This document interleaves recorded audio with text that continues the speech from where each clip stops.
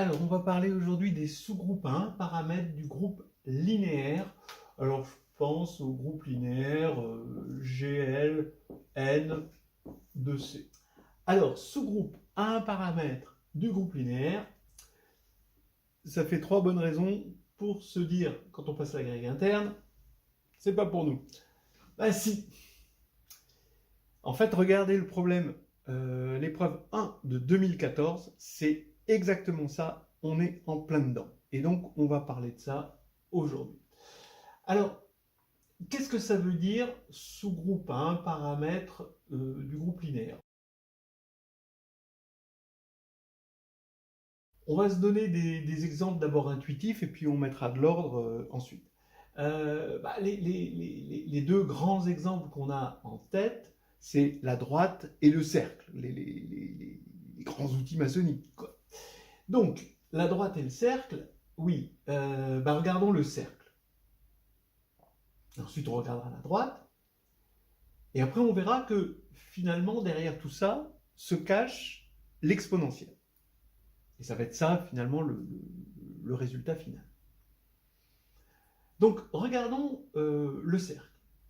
Le cercle, on sait qu'on a une paramétrisation du cercle, hein, c'est x égale cosinus θ, y égale sinus θ avec θ dans R, paramétrisation trigonométrique.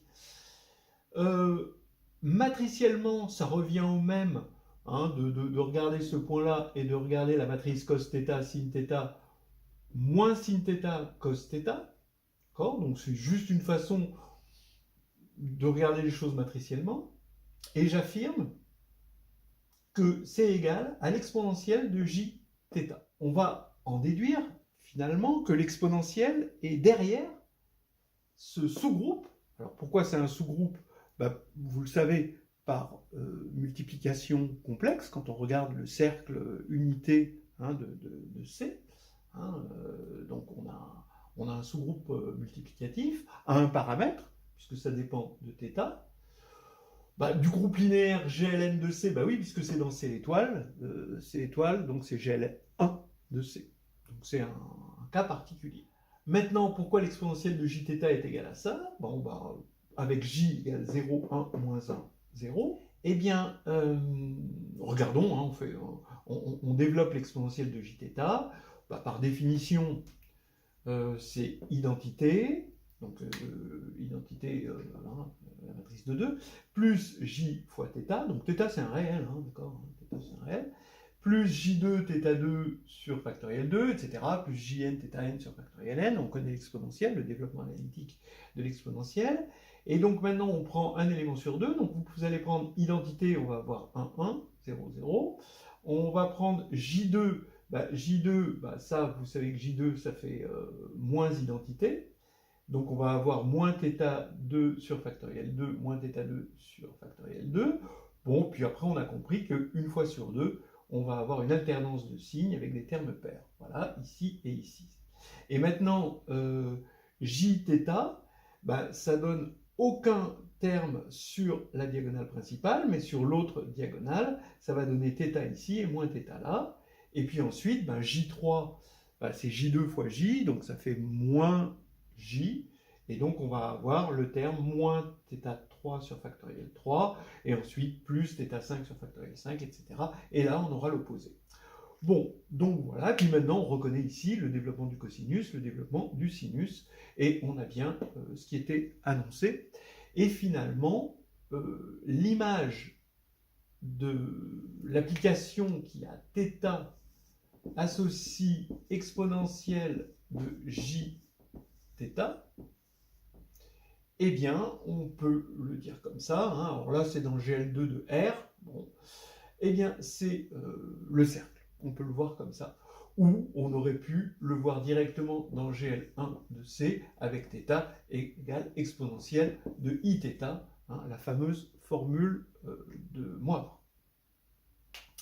Bon, maintenant, un autre exemple de sous-groupe à un paramètre, évidemment, c'est la droite. La droite réelle, vous prenez la droite réelle, c'est un sous-groupe, disons, à un paramètre de... Mais alors cette fois-ci, c'est additif. On va voir en fait que ça peut être vu multiplicativement.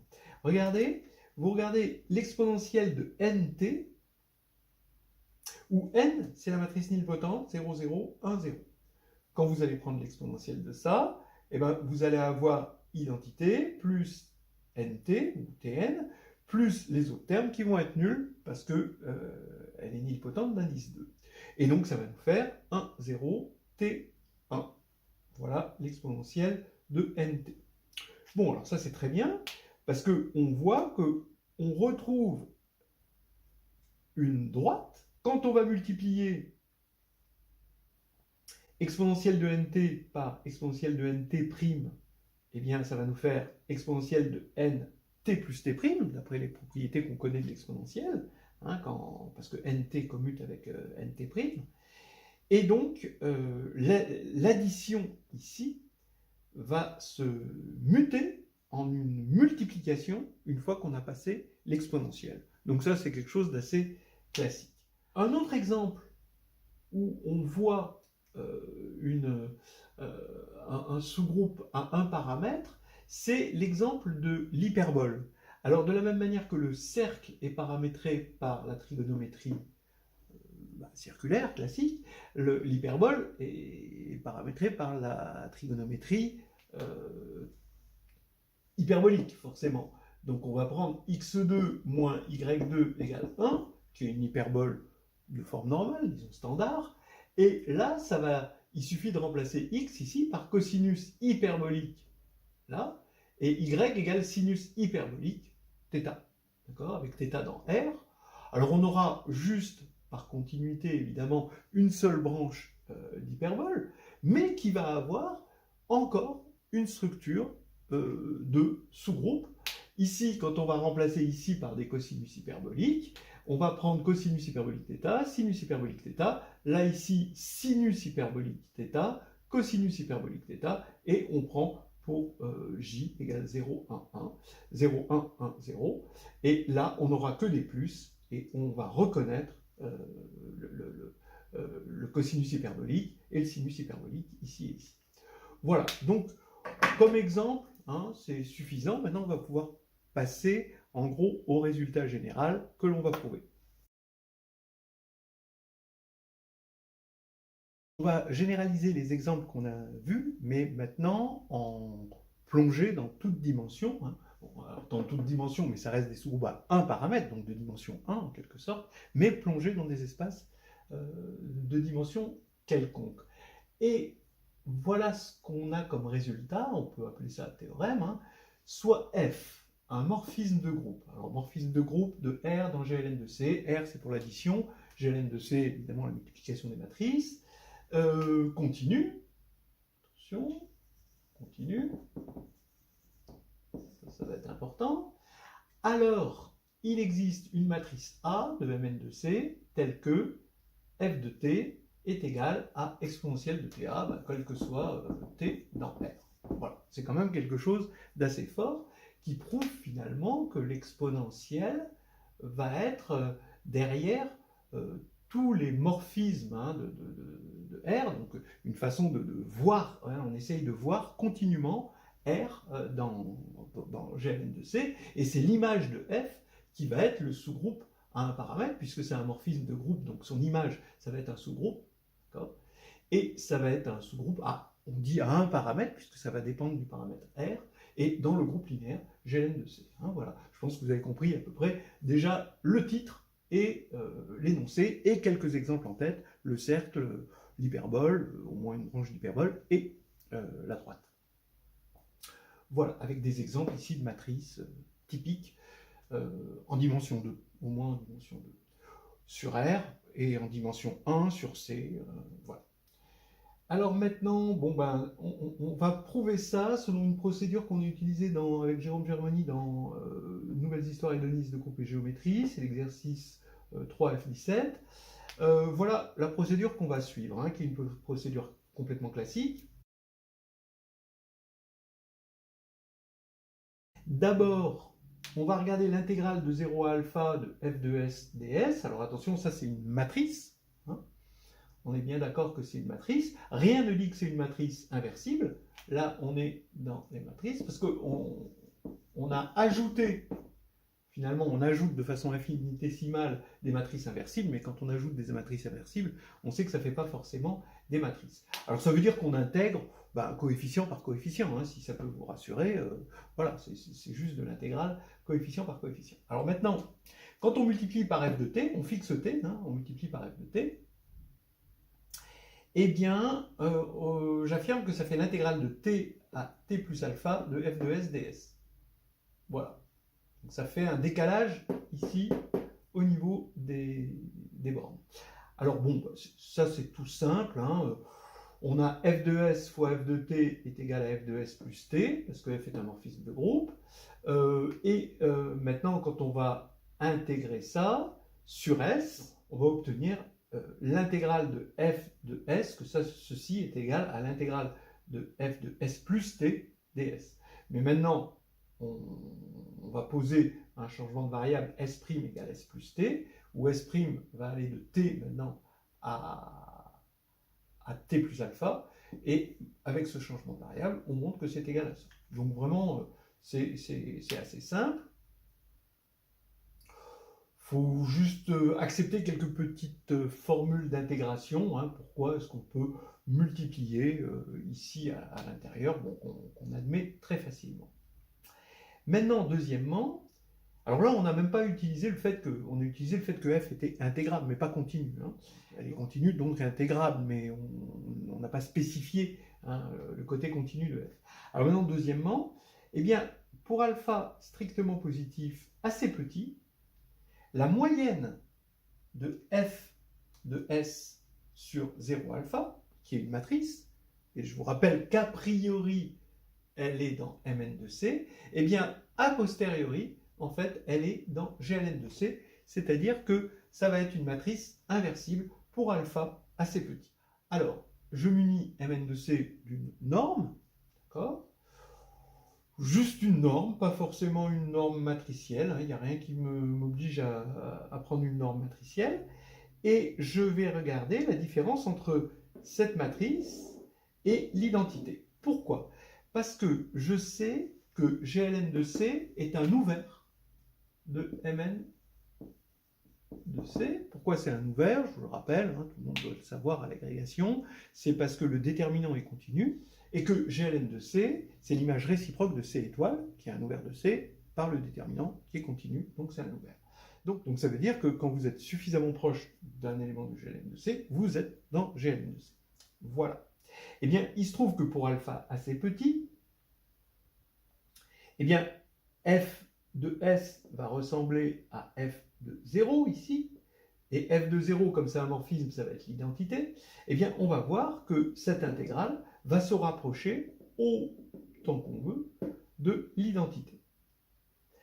Donc maintenant, prenons n de 1 sur alpha, intégrale de 0 à alpha de f de s ds, moins l'identité. Pour l'instant, c'est une matrice moins une autre matrice. Eh bien, j'écris l'identité comme intégrale, comme moyenne finalement d'elle-même. Donc c'est 1 sur alpha, intégrale de 0 à alpha de identité ds, ce qui me permet de sortir le 1 sur alpha, alpha est positif, 1 sur alpha n de intégrale de 0 à alpha de f de s moins identité ds, voilà.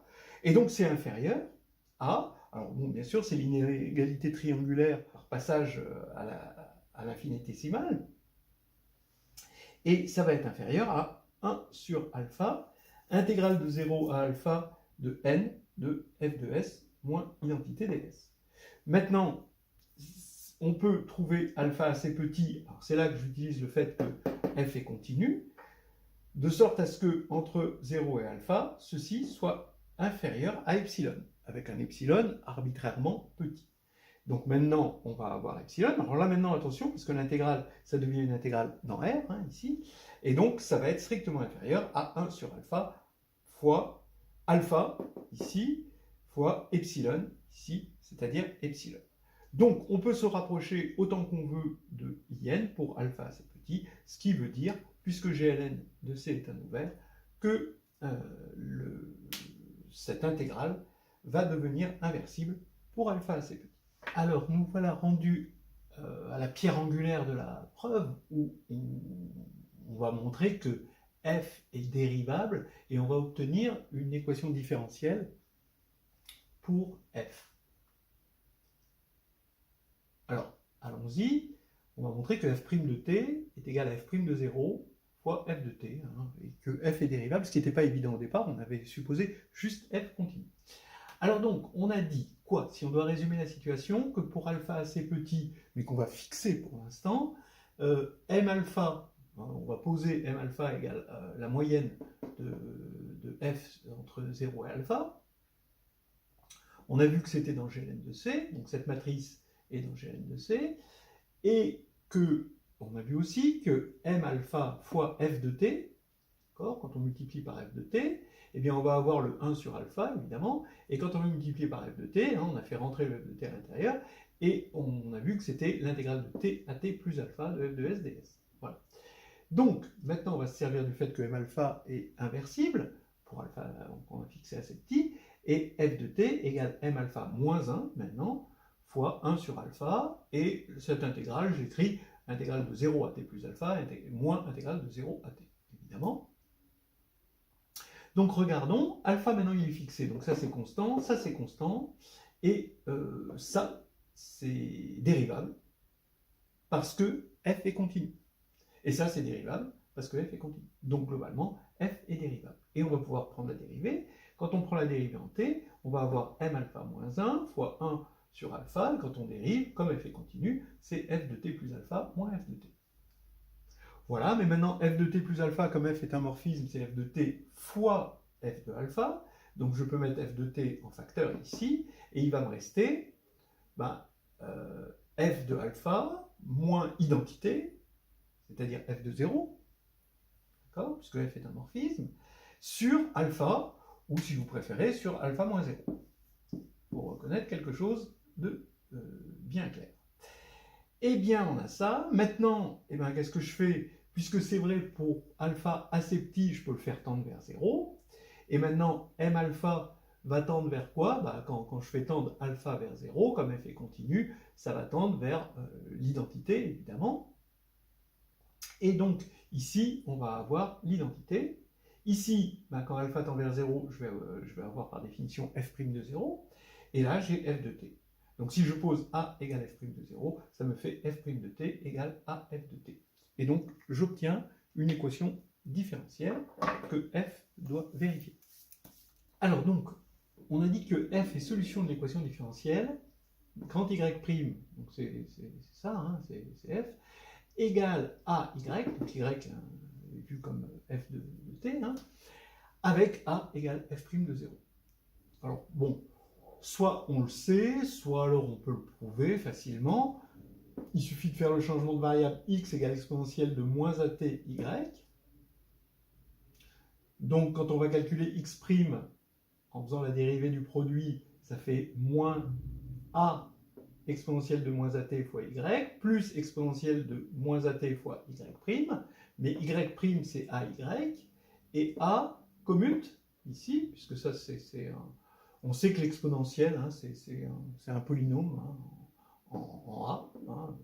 Attention, hein, l'exponentielle n'est pas un polynôme, mais l'exponentielle de A est un polynôme en A. Hein, ça, c'est bien connu. Donc, ça commute avec A, donc je peux passer le A ici, et donc ça fait 0. X' égale 0.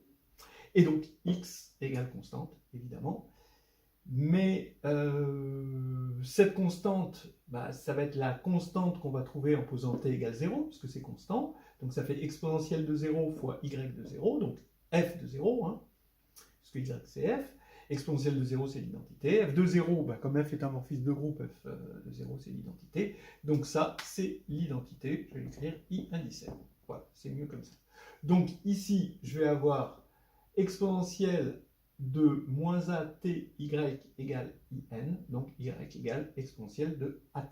Hein, puisque l'inverse de ça, on sait que c'est l'exponentielle de at. Bon, c'est du petit formulaire de l'exponentielle. Voilà, donc on a bien démontré que y, en fait c'est f de t, c'est exponentielle de at, donc ici f' de 0 fois t.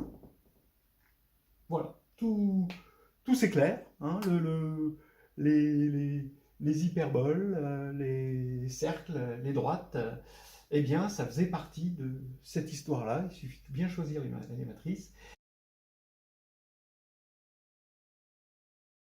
Alors maintenant, je vais essayer de dire quelque chose qui en éclairera certains, j'espère, euh, et qui est assez important dans ce qu'on appelle la théorie de Lie. C'est que, regardez, on est parti de deux contraintes, une contrainte algébrique et une contrainte topologique. Je m'explique. La contrainte algébrique, c'est le fait d'avoir un morphisme de groupe, c'est-à-dire f de s plus t égale f de s fois f de t. Voilà. La deuxième contrainte est une contrainte topologique, c'est-à-dire f est continu. Voilà. Eh bien, ces deux contraintes nous ont amené, sont vraiment, quand elles se mélangent entre elles, elles forment un mélange détonnant. C'est-à-dire qu'elles nous ont amené à une notion de structure différentielle et qu'on a quelque chose à la fin extrêmement rigide et complètement régi par l'exponentielle. Voilà. Juste, d'abord, c'est dérivable, ça c'est extraordinaire, parce qu'a priori, il n'y avait rien qui promettait la dérivabilité, mais en plus de ça, la dérivée en zéro nous donne toute la solution de f. Voilà. C'est quand même extrêmement contraignant et on voit que le mélange de ces deux contraintes nous donne quelque chose de fort. Alors, je dis ça parce qu'en théorie de Lie, il y a ce qu'on appelle le théorème de Cartan. Et le théorème de Cartan, qu'est-ce qu'il dit? Il dit en gros que si on prend un sous-groupe, alors là on n'est plus dans des groupes à un paramètre, on est dans un cadre assez général, si on prend un sous-groupe de GLN de C, d'accord, donc sous-groupe, contrainte algébrique, mais sous-groupe fermé, alors là c'est contrainte topologique, il est fermé pour la topologie de GLN de C, alors ça va être un groupe de Lie, c'est-à-dire ça va être un groupe muni d'une structure différentielle. Voilà, donc c'est une variété différentielle compatible avec la structure de groupe. Donc c'est quelque chose d'assez énorme, le théorème de Cartan. C'est un théorème clé de ce qu'on appelle la théorie de Lie.